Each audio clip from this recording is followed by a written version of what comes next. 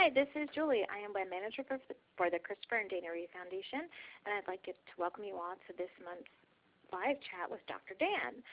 And Dr. Dan is our resident family therapist who's been with our community now for, many years now.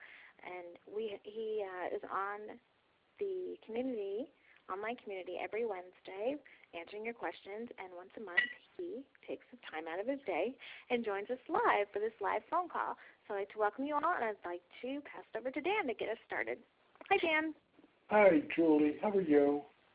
I'm doing very well today, just a little bit cold. I'm waiting for the actual spring weather to start. Yeah. Most of us are on the East Coast here. I had the privilege yesterday of interviewing a Rinpoche from the Buddhist faith. And he and I got to talking about relationships and how, being a Buddhist in robes is kind of solitary. And he said that it's anything but solitary. He says, I rely on people, and they rely on me.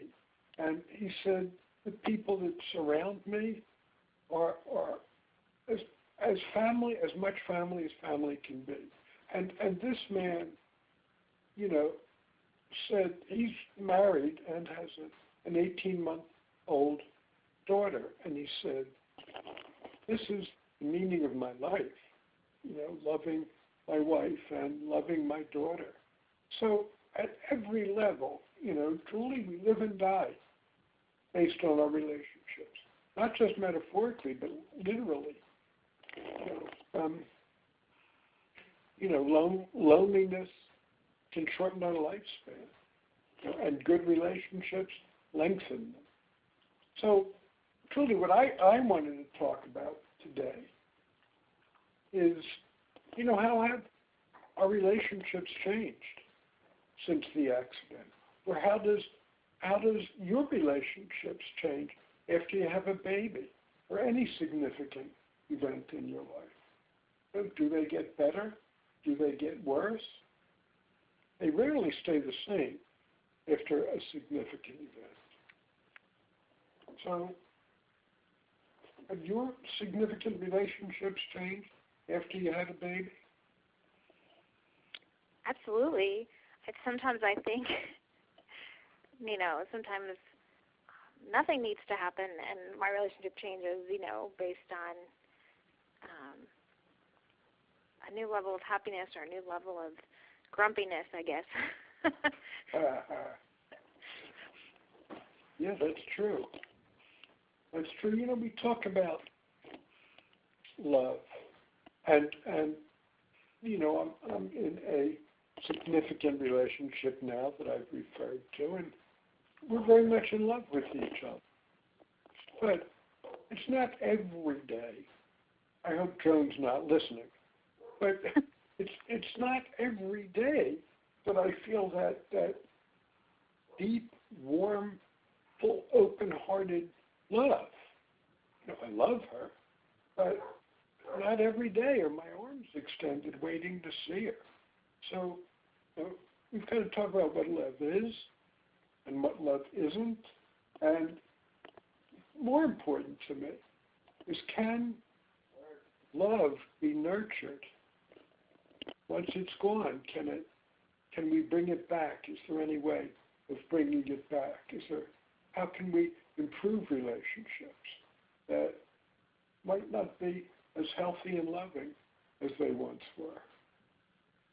So those are my questions, and I've got some answers, but I'd love to hear from people who've joined us in this chat today. Why did you join? Why are you here? And what do you want? Even if it's not about relationships, that's fine. But I just want to make sure you get your money's worth out of being here. We had some good callers in last week, and I know it really is super beneficial if you're able to talk to Dr. Dan. So I'm just going to remind you to press *1 on your keypad for audio, and then you will get patched through right to Dr. Dan, and I can talk to him. And if not, you're more than welcome to type in the chat box. Yeah, you know what? I would like to hear from you. If you're not able to call in or you don't want to, just in the chat box, tell me your story. Tell me your story of relationships. Current, past, what works, what doesn't.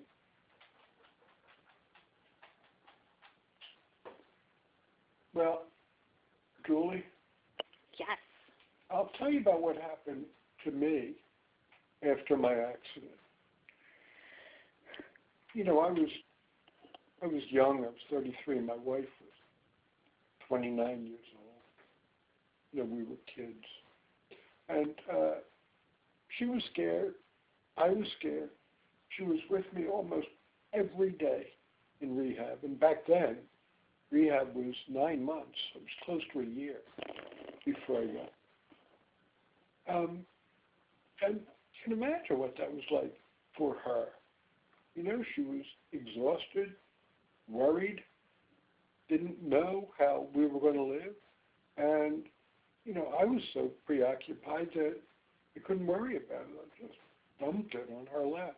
For the first time, it had been the opposite in our marriage. And then when I got home, most of what I did with her was complain about my life. And not enough did I say, how are you doing, honey? What can I do to help you? So, you know, I became preoccupied with myself. And she became my sounding board. So it damaged our marriage. It damaged it significantly. So, you know, relationships change. They change. And many times, relationships change for the better after we go through a trauma. You know, we hold hands, we get through it together. I mean, that kind of mentality can make relationships even closer.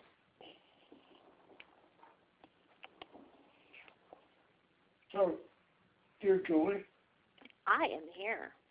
Yeah, I wasn't prepared to blather on. I know. I was hoping someone would call in or type a question, and we'd love to hear from you. I mean, that's why we do these phone calls, is for you guys. And I do see some people that have joined us before. So. Yeah, I can't. If I talk too long, I get on my own nerves. Really.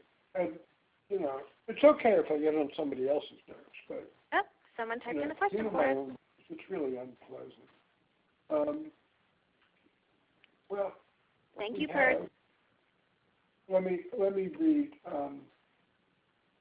this comment from... well, I won't say the name until I get permission. It's when people you are close with say they understand what you are going through with living with a spinal cord injury, and you know they don't have a clue about the challenges you face minute by minute. That really is annoying, isn't it? And they don't know what we're going through. But I have to tell you this, that, you know, I said that for a long time, and I said to myself, nobody will ever understand me again. And it was so profoundly lonely when I convinced myself that nobody would understand me again. So, you know, I began talking about my life differently. You know, the paralysis, not about the paralysis, the pain, the catheter bag, the bowel accidents, all that stuff. But I talked about my loneliness, how lonely it is sometimes, how different I felt from everybody else. I talked about how scared I was and sometimes angry and sometimes filled with self-pity, but most of the time insecure and frightened about my future and feeling unsafe. And that's the experience of being a quadriplegic to me.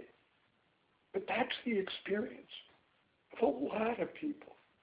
Once I start talking about my insides and not my outsides, people understood. People understood, and I got more compassion. So when people tell me, I know how you feel. Well, they could be coming from one of two places. Either kind of a misguided compassion and support, or they could be coming from, a place of anxiety, wanting to keep you at arm's length. It's a way of saying, I don't want to talk about it. So, you got to see what's in your heart and in their heart. If they don't want to talk about it, if they want the conversation to end with, I know how you feel, thanks.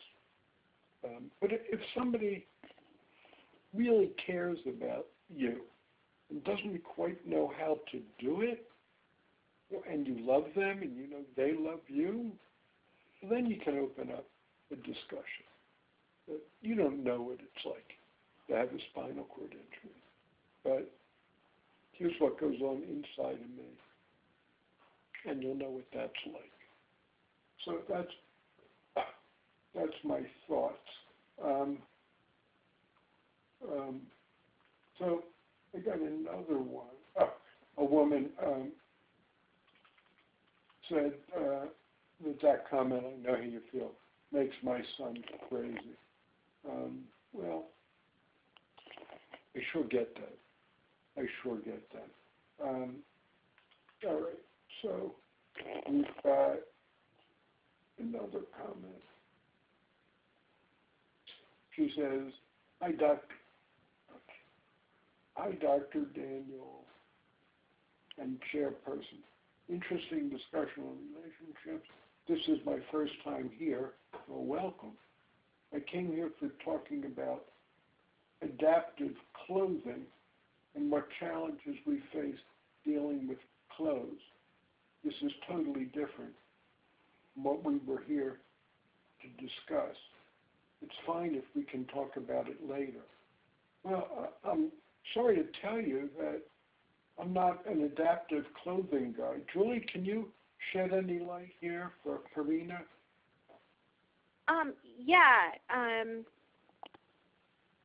We do have some resources for adaptive clothing, like Able Denim. We work with them a lot. So what I'll do is in the chat box, I am going to put some information on how to get resources for that.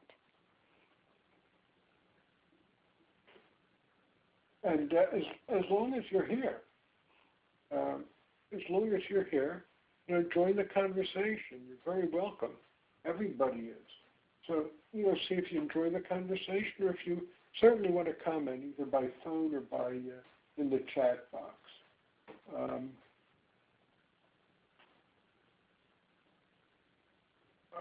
And Cheryl says, my keyboard is screwed up. I'm not that bad. Speller. Poor Cheryl, look at these these notes she's sending me are. I know. I'm just going to ask the Ready Talk operator, Chiquita, are you getting any questions in on the audio? Cheryl said she's pressing *1. Okay, yes, and we do have one audio question. Caller, if you could just please say your name. Hi, is this for me? This is Cheryl. Yeah. Hi, Cheryl. Hi. You poor thing, that keyboard. I know it. I have to get to the store and get my computer fixed. But in the meantime, I'm actually the mom of somebody living with spinal cord injury. My son was 20 when his accident happened, and he actually adapted quite well for the first 3 years, was going to sort of change the face of what it was to be in a wheelchair. And he was very outgoing and very aggressive and did lots of extreme activities. And he was the cover story of the LA Weekly, and somebody made a film about him. I mean, he used social media to educate people about things. And then about the end of his third year, there was a big shift in his psychology. And there was many reasons. One, I think the reality was finally sinking in. Two, he lost a lot of his core group of the people that were there when it first happened. And then as he got stronger and more assertive, they were almost like irked at him. They were there when he was weak and healing, but then that change happened. And so he's struggled with that a lot. He's made a gazillion new friends. His old friends make fun of his new friends. So it's a real mess. I think he would very much like to have a relationship. There's a lot. My son is very handsome. So there's always, and he's a photographer, so there's always these gorgeous girls around. And, many of them I think would like to even be with him. He has a tendency to push them away. How old is he? So it's very complicated. How old is he? Well, now his birthday was yesterday. He's 25 years old now. Oh. So he's 4.5 years into this.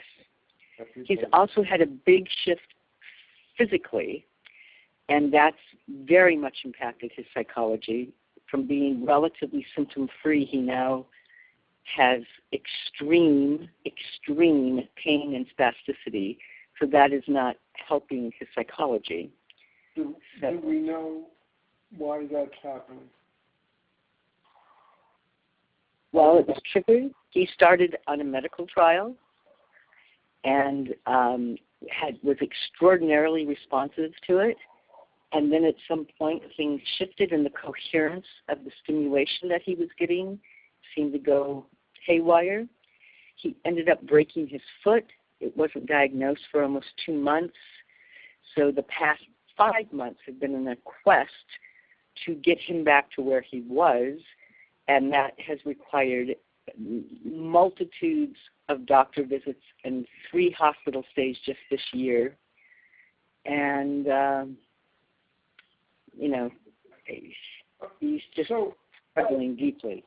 It's in large part about relationships, and perhaps all of it is. It's about his relationship with his friends, his relationship with his own body. You said there was a change in his behavior. What change are you seeing? It's very overt, actually. He is consumed with rage. He is very, very angry at the science team that has been doing this trial with him. He feels that his life that he created after the accident is now over, and that if his symptoms don't subside to a big degree, that he can't live like this. All right. Like well, I said, yeah. Certainly you can understand all of those emotions. I know. Absolutely, yeah.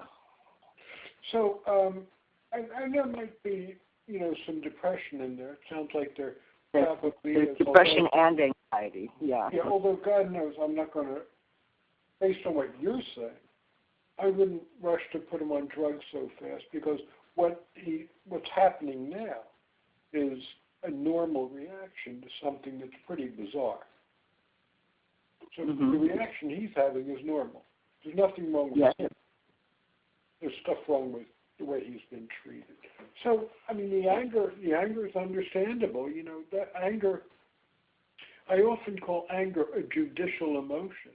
Anger is a natural reaction to injustice. Yeah. And that's this poor guy has experienced injustice. The question is, in the long run, and maybe we're talking about a few months from now, 6 months from now, what can we do with all that anger to either help him or help the world better? Yeah. If you might want to raise hell, with your doctor, with the hospital, whatever. But you can turn that anger. And anger is often turned into something very constructive. That's not the case now. That's not the case now. He's been through an awful lot in a very short period of time. Now, here's what I want you to know. When he talks about, if we can't get rid of this, I can't live with this, these are all predictions, all negative predictions. You know, we have no idea. I have no idea what's going to happen in the next hour, let alone down the road. That's for sure. He changes multiple times a day. Yeah. Of course. So, you know, all we can do is bring him back to where he is right now. Because if he's anything like me or most other humans I know, all this stuff going on in his mind is really no bargain. You know, what really carries value are the emotions he's feeling. Hurt or fear, or all the emotions I mentioned earlier. I don't know if you heard. Yeah. Hurt, fear, anger, those kinds of things. Self-pity, of course. You know, all of those things. And he needs to be in an environment that can contain all of these emotions. He's got to be in an environment where he feels safe to express all these emotions, where he won't be medicated or drugged. Now, he won't be medicated or judged, even though it might need medication in the in the long run. But let's see about that for a minute. So what I'm asking of you, Cheryl, is really, really hard. Any other family members there? His father.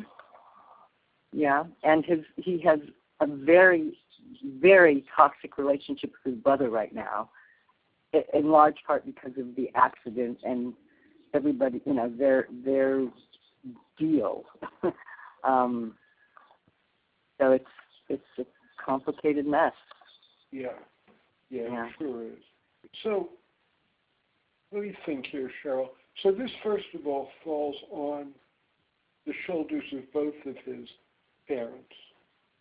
So it's important for you to make the container safe for him. He does feel comfortable and safe having all these emotions, that he won't be talked out of these emotions. You know, called, you know, I know how you feel thing. Right. Remember when I was a kid and I came home from school upset and my mother said, I don't feel that way. So I guess that was short-term psychotherapy, but it didn't work. You know, we can't talk people out of their feelings.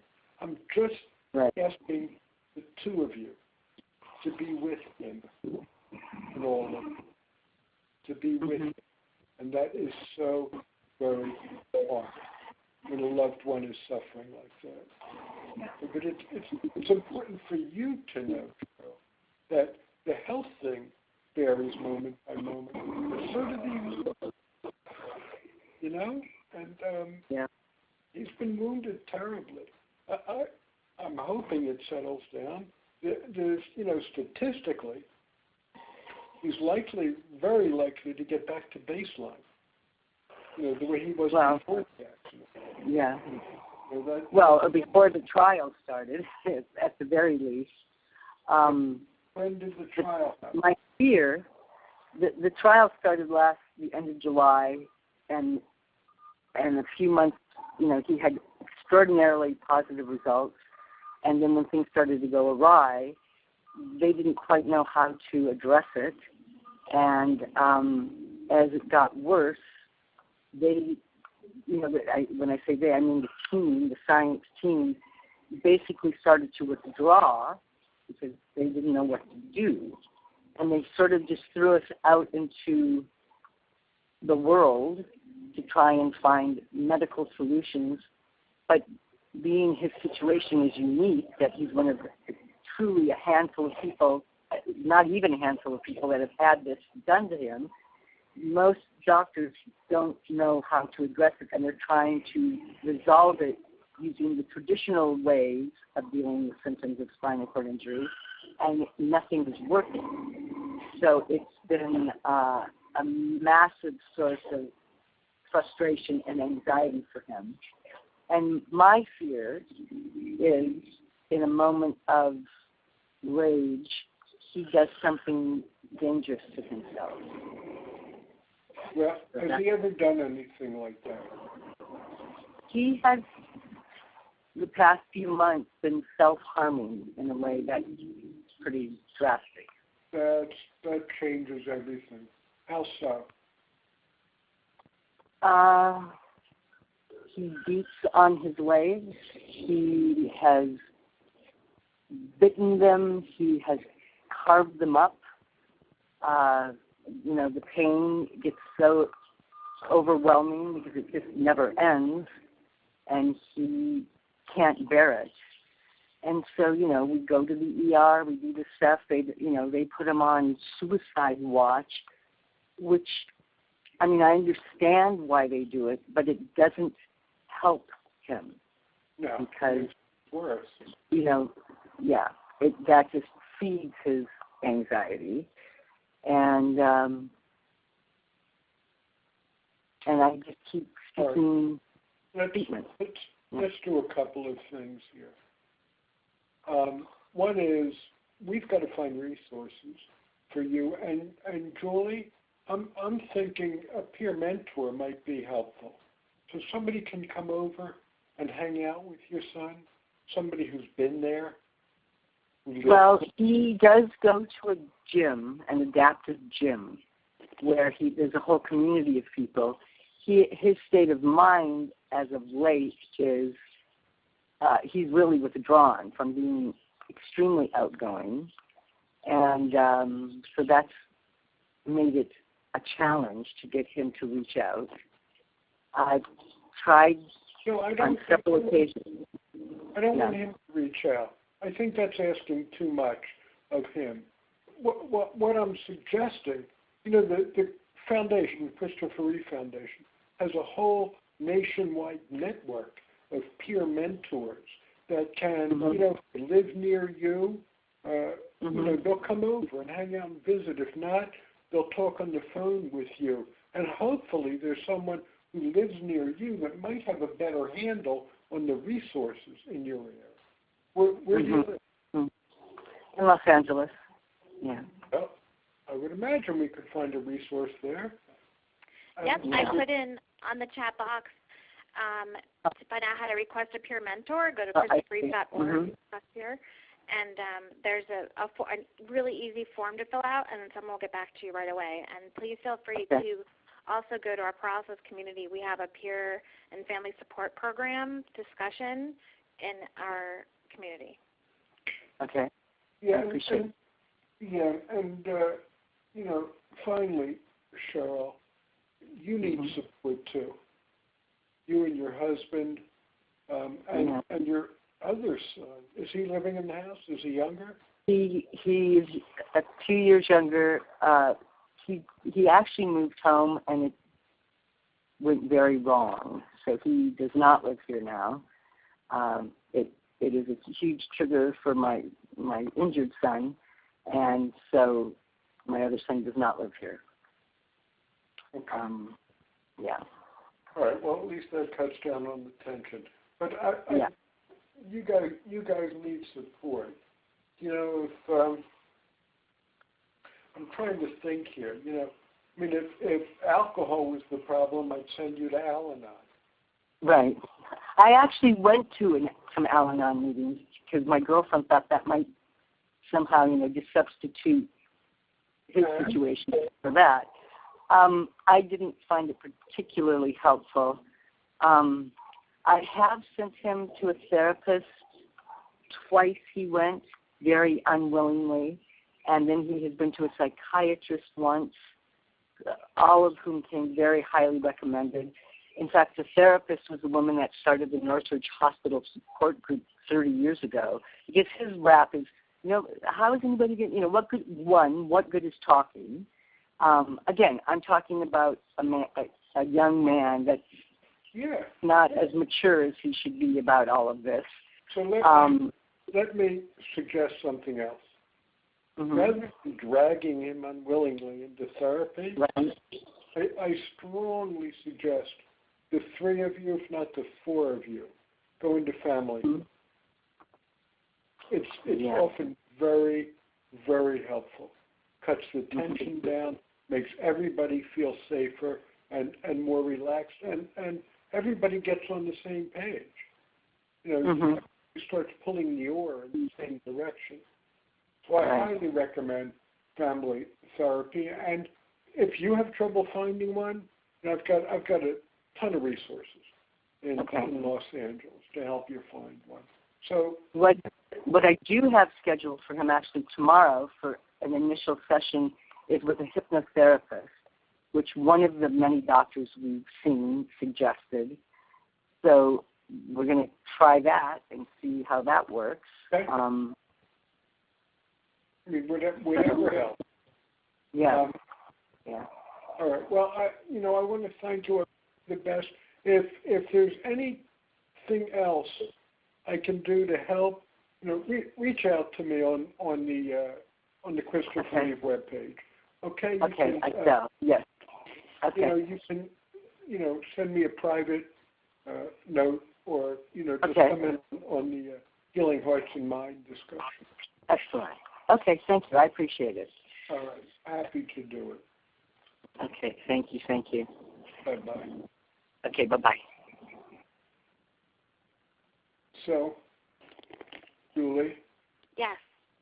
It's heartbreaking to hear what happened to him and to his family. That's, a lot of people have that story. There's this regression and we feel again assaulted. That happened to me too. And it's funny, after about 3 years when things settled down for me, but that's when I started, losing friends and getting new friends. Actually, that's when my depression hit. And I sank into a pretty deep depression for a couple of years after that. So, nothing is stable and everything changes, and unfortunately sometimes for the worse. I'm glad that, that she called in. I'm glad that you were able to also give her some other resources through the Reeve Foundation as well. Yeah, Billy, I used a peer mentor with a gentleman in California who was pretty isolated in his community, and he was living alone, and he was depressed. And a peer mentor was very helpful, not just the phone conversation, but they really reached out and helped find resources, for him. It was just great. It was just great. So I highly recommend it. Cheryl just said she appreciates my kindness and my knowledge. Well, the kindness is easy. We hear stories like that, and all humans, our hearts just open up. Just open up. That's a natural human reaction. So anybody else have any thoughts? And thank you, Cheryl, for your openness. I appreciate it. And I sure hope it was helpful at whatever level. So anybody else want to chime in or call in? I'm there now. Press star 1. I hear a human. Yes. So somebody's Chiquita, did somebody call in? There are no audio questions. Okay. Oh, and Mason. So the topic, we are talking about relationships. So if you are able to call in, press star 1. not, type your question in the chat box. Julie, do me a favor. Yes. Will you type in the response to Mason, because I don't know. Yep. If he's on the phone. If you're on the phone, Mason, welcome. Welcome to the hood.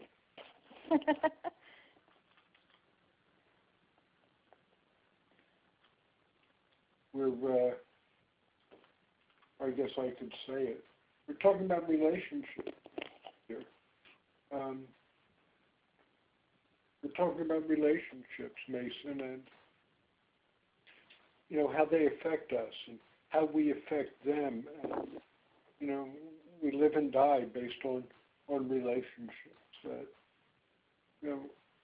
we can't survive if we have no one we can consider a intimate, not sexually, of course, but emotionally, an intimate relationship, somebody we trust, we feel we can rely on, we care about deeply, and vice versa. Not love, but,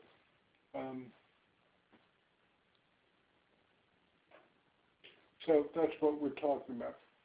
So if anybody's got any questions or wants to chat,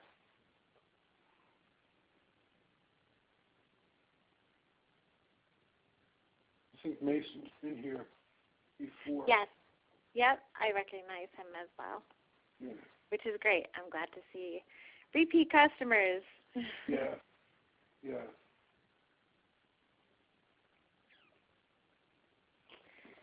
Definitely encourage you to even just ask a question in the chat box if you can't call in, but if you can press *1, you'll get put through right away.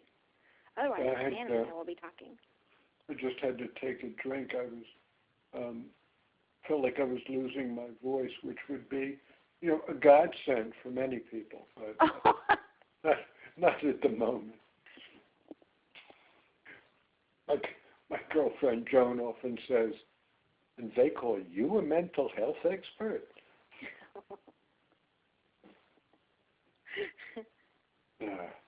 I think you're like the ultimate peer support, because you definitely talk about, you not only give great advice, but you talk about, things that have happened to you and how you can relate that to something that someone's going through now. Yeah, if I can't use what's happened to me to be helpful to another human, then none of it's worth it. But, if I can use that to help somebody else, to feel more comfortable inside their skin or feel more connected, then it's worth it. Everything's worth it. And so, that's what I do, or that's how I roll. Speaking of relationships, Julie, and anybody who's listening, I got home last week. I might have talked about this with my chat, but I got home last week from a 4-day trip down to spring training with my almost 16-year-old grandson. And this is something I dreamed about since he was like 1 year old. And I didn't know if it would happen because, I don't know if you know this, Julie, but when he was born, he was, after 1 year, he was diagnosed on the autism spectrum. So we had no idea what the future looked like. And fortunately, he's fine. I mean, he wouldn't be diagnosed on the spectrum anymore. He's one of the billion, But he and I have always had a very close relationship. I was his adult confidant, when his parents were crazy, as they get sometimes.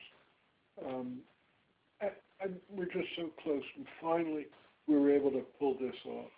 And my God, Julie, it was better than I had dreamt for all these years. It was just great. We hung around, told jokes, went to baseball games, saw movies I probably shouldn't have taken him to, but I don't care. It was just great. And I wish that for everybody. I said to somebody, Joy, it was like being in heaven, only better, because I didn't have to be dead to do this one. So, Mason, like I said, welcome to the hood. Let's see. Mason said, I believe being in a chair filters, not reading that word, filters people with relationships. What I'm saying is people will love you for who you are. You won't get people that just want to be together for a short time. Hard to explain. Nah, I get it. That, when you're in a chair, there's no pretend, If you want to be my friend, you're going to be friends with a guy who sometimes, gets scared and sometimes wets his pants and sometimes gets sick in the spur of the moment, and the whole package. So if someone wants to be a close friend of mine, they're talking about me.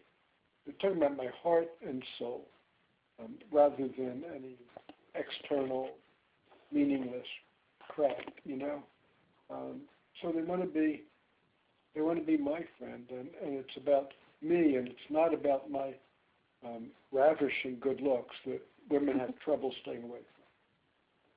It's about me. Mason, did I get that at all? No, or was I just talking about me here? I'm curious about whether I understood it, or if anybody else has that feeling. Once you get past the stuff, and we talked about earlier with Cheryl, how her son lost these friends, but once everything shakes out, and you develop new friends, and these new friends befriend you, knowing you're already in a wheelchair, the friendships tend to be deeper and more meaningful. And that was my experience also. I lost an awful lot of my friends. I gained great friends currently, and I really feel blessed to have all that happening. Lucky guy.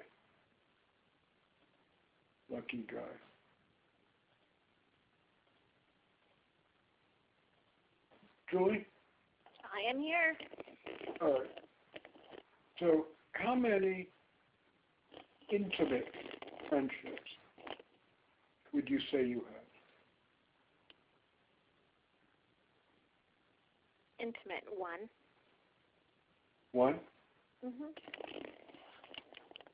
Yeah. The average nationwide for men is one, and for women it's three. And many women have this, best girlfriend thing going on. Yeah, I can't say I have one single best friend. Go on. I have many girlfriends, but I seem to, each of them have their purpose. So if I have maybe a parenting issue, I'll go to one. If I have personal issue with my husband or something, I'll go to another. So it seems like I found their niche, and that's what I go for them for. So I have many good friends, so I trust. I'm very grateful. So who do you talk to when you want to complain about your husband being a pain in the ass? That would be my friend. Don't tell me he never is. Oh, I'm on the phone a lot with my friend Liz on that. Definitely. Yeah, we need that. We all do.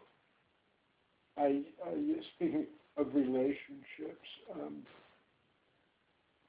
I was interviewing some women about long-term marriages, and all of these women, there were 4 of them, were in marriages that were 20 years and longer. So I went around the table and I asked them, why do you think? What makes her laugh? And, they all gave their answers, and I forgot all of them except one. And one woman said, my husband is an a-hole. She says, but he's my a-hole. And I thought that was so loving and tender. It actually is. Yeah, it's like, I love the guy. It's almost like she accepts him. He is who he is, and she accepts him for that. Yeah, and he can be an a-hole sometimes,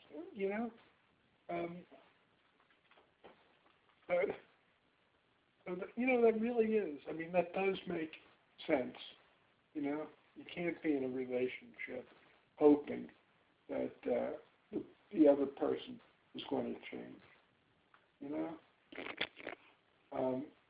Mason wants to know if you have a spinal cord injury. I do not. I have a family member who is living with spinal cord injury. Oh, who is that, Joy? It would be my aunt.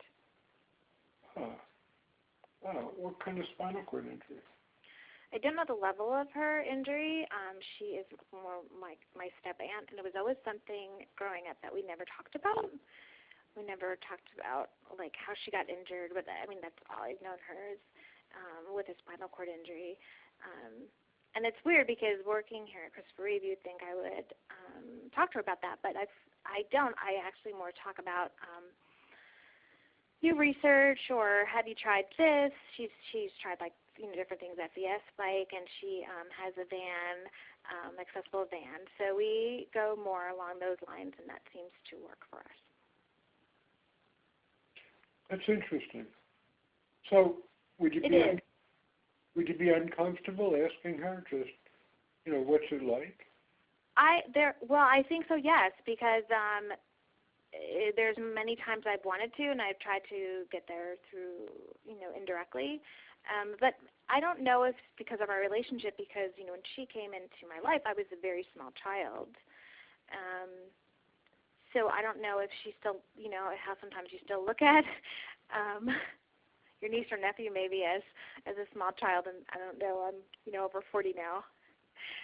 If she views me as that, but I don't, it's not along the same lines as well, Mason. But my daughter is 14, and she also is a cancer survivor, and she was diagnosed with childhood cancer at the age of 2. So I've definitely experienced some life-changing, health-related things in my family. Do you? Is that trauma still with you? Oh, yes. Yeah. How was it yes. changed you, Julie? Do you mind? If it's too personal, just... No, it's fine. It's again, this is and this is how it's changed me, is that if I do talk about it for an extended period of time, I will, like the next week or the next couple of days, I'll cry every day, because it's the post-traumatic stress disorder that I just can't shake. So it's the anxiety and the depression.